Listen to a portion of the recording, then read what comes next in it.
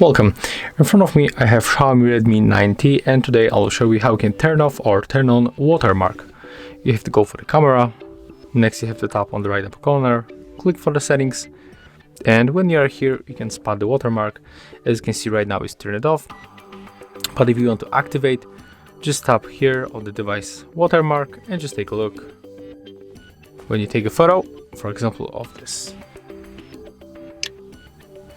studio that we are, on the left bottom corner you will find the watermark. That photo was taken on the Redmi 9T.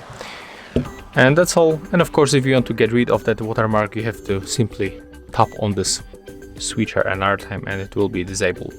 So if you find this video helpful, remember to like, comment and subscribe to our channel.